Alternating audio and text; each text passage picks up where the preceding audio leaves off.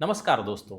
आज मैं आपसे वो बातें करने आया हूँ जो हम अक्सर बंद कमरों में रात को सोते वक्त खुद से करते हैं, लेकिन दुनिया के सामने कहने से डरते हैं। आज की सुबह आपने भी शायद वही किया होगा जो लाखों भारतीय कर रहे हैं। आंख खुलते ही फोन उठाया, लिंक्डइन खोला और देखा कि शर्मा जी के लड़के की बिग फोर में नौकरी लग गई है, या किसी दोस्त ने excited to announce my new role वाली पोस्ट डाली है, और उसे देखते ही आपके सीने में वो अजीब सी हलचल हुई है।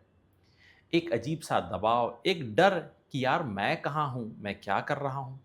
हम एक ऐसे देश में रहते हैं जहाँ बच्चा पैदा बाद में होता है, उसकी इंजीनियरिंग या डॉक्टरी की डिग्री पहले तय हो जाती है। हम सिंपली क्लाइंब में अक्सर ऐसे लोगों से मिलते हैं जो बस चढ़ रहे हैं। उन्हें पता नहीं है कि वो पहाड़ कौन सा है, जा कहाँ रहे हैं। आज हम इस धुंध के बारे में बात करेंगे। चलिए एक कहानी सुनाता हूँ। अभी पिछले हफ्ते में एक लड़के से मिला, आर्यन, दिल्ली का रहने वाला, बेहतरीन कोडिंग स्किल्स, लेकिन इंटरव्यू में जाते ही उसके हाथ कांपने लगते हैं। क्यों? क्योंकि उसके घर में 4 लोग उससे हर संडे पूछते हैं, बेटा पैकेज कितने का लगेगा। भारत में डिग्री लेना एक बात है और नौकरी पाने के काबिल होना दूसरी। आर्यन की सबसे बड़ी समस्या ये नहीं थी कि उसे कोडिंग नहीं आती थी। उसकी समस्या ये थी कि उसे बचपन से सिखाया गया था कि नंबर लाओ तो लाइफ सेट है। किसी ने ये नहीं सिखाया जब इंटरव्यूअर आपसे आपकी फेलियर के बारे में पूछेगा तो क्या बोलना है। तो ये जो 90% नंबर लाने के बाद भी रिजेक्शन का डर है ना, ये भारत के हर दूसरे घर की कहानी है। हम डिग्री के ढेर पर तो बैठे हैं, लेकिन स्किल के मैदान में खाली हाथ खड़े हैं। ठन ठन गोपाल। कॉलेज खत्म होते ही वो जो ब्लैक होल दिखता है ना, जहां न नौकरी है न दिशा, वो दर्द सिर्फ वही समझ सकता है जो हर सुबह बिना किसी कॉल के मेल इनबॉक्सेस चेक कर रहा होता है। अब थोड़ा रुख मोड़ते हैं उन लोगों की तरफ जो पर्दे के पीछे सबसे ज्यादा परेशान है, यानी पेरेंट्स। मेरे पास एक माता पिता है, बहुत ही साधारण परिवार। उन्होंने अपनी पूरी जिंदगी की जमा पूंजी अपने बेटे के प्राइवेट कॉलेज की फीस में लगा दी। अब उनका दर्द समझिए। वो लोग बुरे नहीं हैं, बस डरे हुए हैं। उन्हें लगता है कि अगर उनके बच्चे की सरकारी जॉब या आईटी कंपनी में जॉब नहीं लगी तो समाज उन्हें जीने नहीं देगा। भारत में करियर सिर्फ बच्चे का नहीं होता, पूरे मोहल्ले का होता है। लोग क्या कहेंगे, इस एक जुमले ने शायद उतने करियर बर्बाद नहीं किए जितने सुरक्षा यानी सिक्योरिटी की तलाश ने किए हैं। पेरेंट्स को लगता है कि अगर बेटा फोटोग्राफी या डिज़ाइन की बात कर रहा है तो वो शायद भटक गया है। लेकिन असलियत ये है कि वो बच्चा भटक नहीं रहा, वो बस उस पुरानी लीक पर नहीं चलना चाहता है जिस पर अब घास उग चुकी है।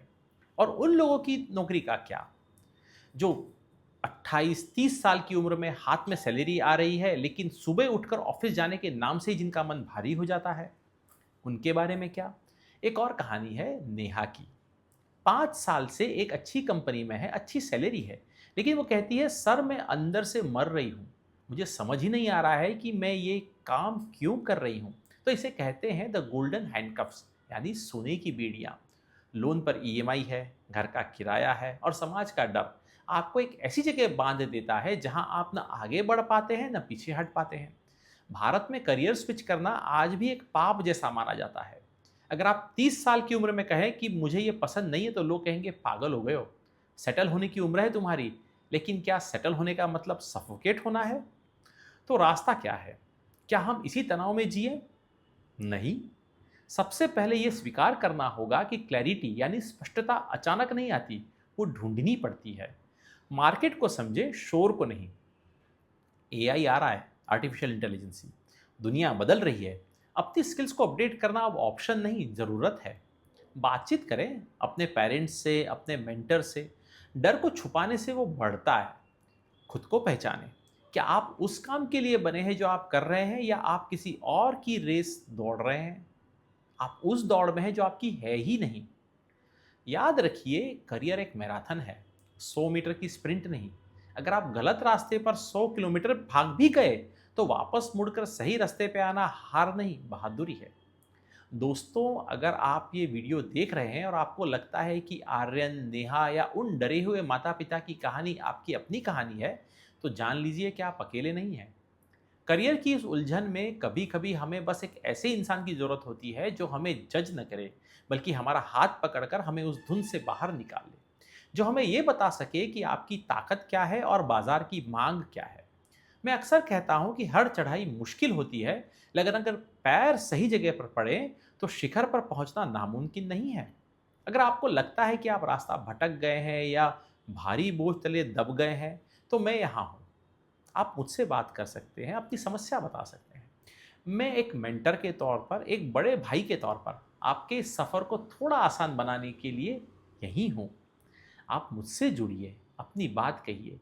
शायद मिलकर हम उस क्लाइंब को आसान बना सकें, जिसे आप अब तक बोझ समझ रहे थे। आज के लिए बस इतना ही। बस रुकना मत, क्योंकि आपकी अपनी मंजिल के शायद उससे बहुत ज़्यादा करीब हैं जितना आप सोच रहे हैं। मंजिल आपके सामने है, बस आप डर रहे हैं। नमस्कार।